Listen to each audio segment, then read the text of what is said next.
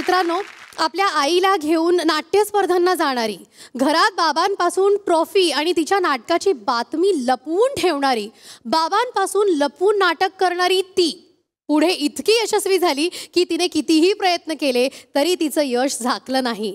ती आजही तिच्या यशाचा वारू चौफेर उधळत आहे आणि तो ज्याला अभिनयाचा प्रचंड मोठा वारसा लाभलाय.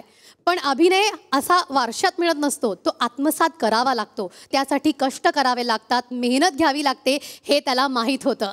आणि असंच स्वतःचा वेगळा ठसा त्याने उमटवला. खऱ्या अर्थानं स्वतःच्या हिमतीवर नावलौकिक मिळवणारे दोन अत्यंत गुणी कलाकार आज आपल्यासोबत गप्पा मारायला इथे येत आहेत.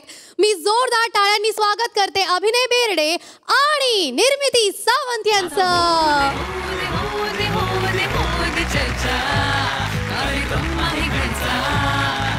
वाह वाह वाह, लुक ॲट यू.